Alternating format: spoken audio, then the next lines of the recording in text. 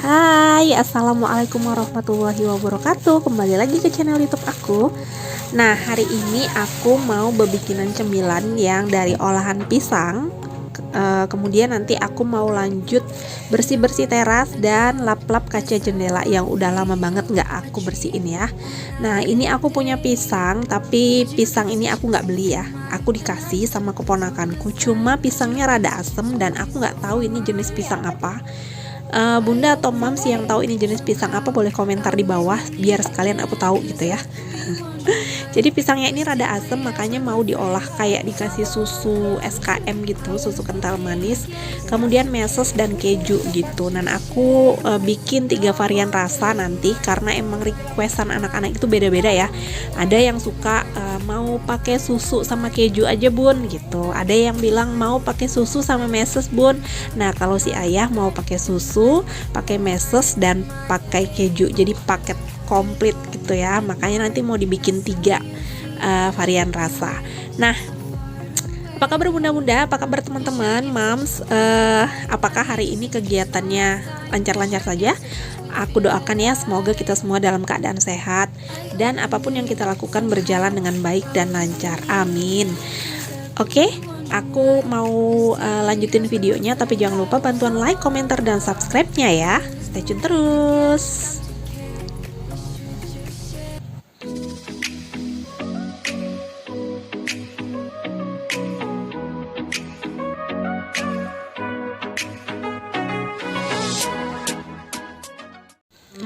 Nah, ini pisangnya mau aku goreng pakai tepung, jadi sama kayak goreng pisang pada umumnya ya, pakai tepung terigu, kemudian aku tambahin telur, tambahin gula dikit karena emang pisangnya rada asam, jadi aku mau mengurangi keasamannya dengan cara membuat tepungnya sedikit manis, kemudian pakai garam dan tentunya pakai air ya buat cairin tepungnya.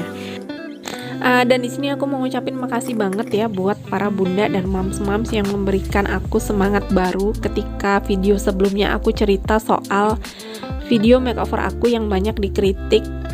Kemudian ada beberapa kritikan julid gitu ya, artinya kritikan yang apa ya, dibaca itu nggak enak gitu, dan masukan dari mams-mams dan bunda-bunda yang lain itu benar-benar membuat aku bangkit lagi, walaupun sebenarnya agak ngedown ya kemarin kok dijuliti gitu.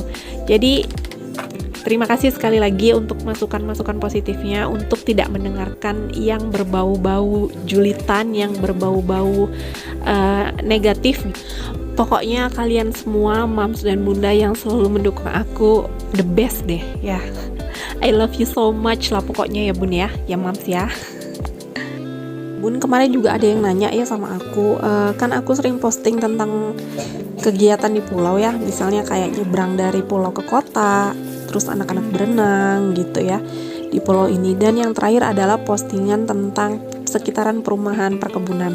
Nah, ada yang nanya ke aku gimana sih rasanya tinggal di pulau gitu.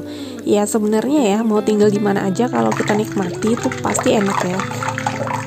Memang sih awal-awal pertama kali nikah tuh tinggal di sini sebulan menangis. Karena biasanya ketemu dengan angkot ya, hiruk pikuk kota gitu tuh, tiba-tiba di sini nggak ada angkot, terus yang dilihat cuman laut gitu, mau kemana-mana ketemunya laut gitu, dan sempet shock.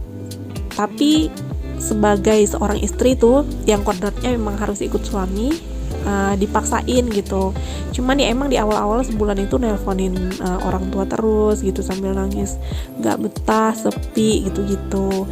Cuman alhamdulillah kesini-sininya malah betah ya, apalagi di sini ada rezekinya, bisa kerja sebagai guru tuh waktu itu. Nah walaupun sekarang sudah menjadi TU, tapi sudah alhamdulillah paling tidak ada kegiatan ya, walaupun selama pandemi ini stay-nya di rumah ya, jadi nggak bisa ngajarin anak orang ya, berarti sekarang tugasnya beralih menjadi guru untuk anak sendiri gitu, walaupun agak-agak darah tinggi sedikit ya bun ya.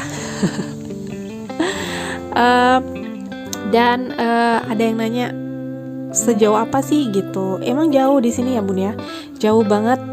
Jadi pernah cerita sedihnya adalah ketika almarhumah emak aku tuh meninggal, aku nggak ketemu sama jenazahnya karena saking jauhnya ya. Padahal tuh aku udah siap-siap di rumah itu dari subuh, kemudian nyebrang ke Tanjung Pinang, nyebrang ke Kijang dulu, kemudian naik taksi ke Tanjung Pinang, nyebrang lagi naik speed ke Batam, dari Batam pelabuhan Batam Punggurnya itu naik taksi lagi ke bandara, baru deh terbang ke Medan. Nah, selama bandaranya pindah kan itu lebih jauh lagi ya, dari Binjai, Kuala Namu ke Binjai itu jauh, sehingga aku start dari rumah subuh sampai di rumah tempat mak aku, jenazah mak aku itu jam 10 malam gitu. Jadi emang nggak bisa ketemu dan ditelepon harus mengikhlaskan gitu ya untuk dimakamkan dengan segera.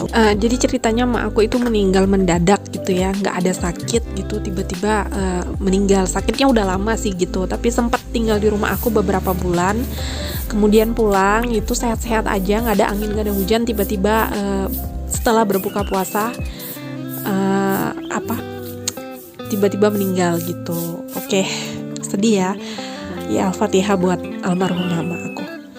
Kemudian balik lagi ke video, ini aku sedang ngebersihin teras. Jadi teras ini itu digunakan hanya untuk parkiran motor dan sepeda anak ya.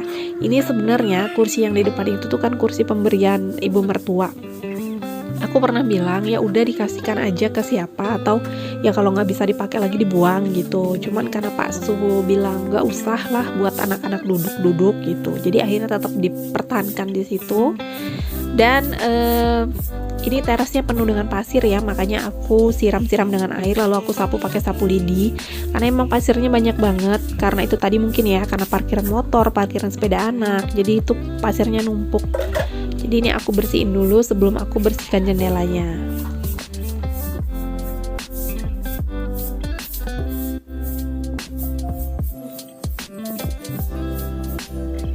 Ini penampakan jendela teras ya, jendela depan, dan jangan salfok sama tempat sepatu itu emang belum dibersihin. Mungkin next time akan aku bersihkan. Jadi satu-satu dulu ya. Ini mulai membersihkan kaca jendela yang di depan. Biasanya yang ngebersihin kaca jendela ini adalah anak-anakku yang perempuan. Jadi berbagi tugas gitu. Karena kebetulan ini anak-anak kan lagi disibukkan dengan daring ya, jadi akulah yang turun tangan ya gitu. Karena emang udah lama nih nggak dibersihin, terus banyak serbuk-serbuknya gitu ya. Mungkin karena udah lapuk dan kayu-kayu brotinya itu nggak dikasih pernis ya, harusnya dikasih pernis gitu biar lebih awet.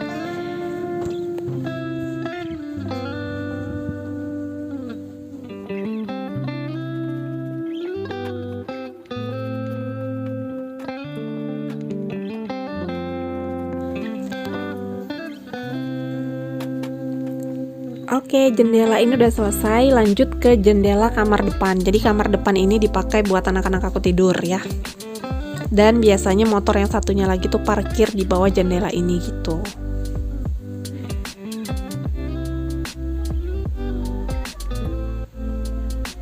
Tuh broti bawah jendelanya itu udah banyak ropos ya, dimakani rayap dan berbubuk-bubuk gitu loh bun.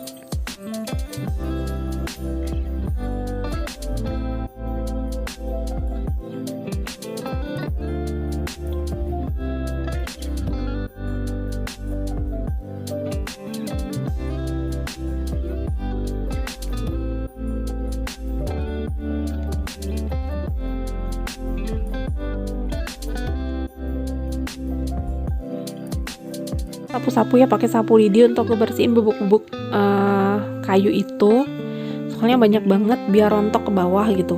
Ini kalau anginnya kuat, jendela yang kita buka, jadi bubuknya tuh masuk ke dalam kamar anak-anak, jadi jatuh ke tilam ya, ke kasur gitu. Makanya kenapa jendela ini hanya dibuka satu, karena kalau dua-duanya dibuka anginnya kenceng, itu udah pasti serbuk-serbuknya jatuh ke kasur anak-anak. Yang terakhir ini ada di kamar belakang. Jadi jendela ini ada di kamar aku. Tuh jendelanya udah pada lapuk tuh ya. Kelihatan banget dari kayu-kayunya yang udah mulai buluk ya. Ini aku sapu-sapu dulu. Sama kayak tadi ini sudah ada bubuk-bubuk kayunya gitu. Karena emang udah dimakani rayap. Dan jangan salfok sama broti yang aku paku di bawah jendela ya, jendela yang sebelah kanan. Jadi itu ceritanya karena emang udah dimakan rayap, jadi itu bolong ya bun. Roti bawahnya itu bolong. Sempet ada kejadian aku itu mau diintip gitu waktu mau tidur, tapi udah lama banget ya, zaman masih punya anak satu ya. Jadi kok punya anak satu ya, punya anak dua, baru dua anak aku. Jadi itu kejadiannya malam, Pak Su lagi masuk malam ya, shift malam kerjanya, dan ada orang mau membuka gorden karena emang bolongnya itu selebar kepalan tangan gitu. Jadi orang mau buka gorden tuh pakai kayu gitu, dia masukin kayu ke dalam, terus mau disingkap gordennya, dan nggak tahu kenapa, mungkin masih dilindungi ya. Terbangun gitu anak aku yang sulung itu terbangun, dan kelihatan tuh kayunya lagi berusaha menyingkap-nyingkap gorden gitu. Refleks aku telepon Pak Su, dan dia kayaknya tahu ya, yang mau mengintip itu tahu. Akhirnya dia tinggalin kayunya dan dia lari gitu. Jadi semenjak saat itu Pak Su berinisiatif buat ya udahlah dipaku sekalian aja gitu, biar nggak ada lubangnya. Jadi tuh jendelanya nggak bisa dibuka yang itu. Yang kamar yang ini juga jendelanya hanya satu yang bisa dibuka jadinya. Lihat kondisi rumah kayak gini sempat terpikir mau pindah sih bun. Cuman dipikir-pikir kalau pindah cuman capek-capekin aja gitu ya. Kan pindahnya juga deket di sini juga. Walaupun banyak rumah yang kosong di atas, tapi kita memutuskan untuk tetap tinggal di sini karena udah nyaman di sini dan tetangganya juga enak-enak. Jadi kita memutuskan untuk tetap tinggal di sini. Oke, sampai di sini aja ya vlog bersih-bersih aku dan buat cemilan tadi. Semoga video ini bermanfaat dan sampai ketemu di video-video selanjutnya. Wassalamualaikum warahmatullahi wabarakatuh.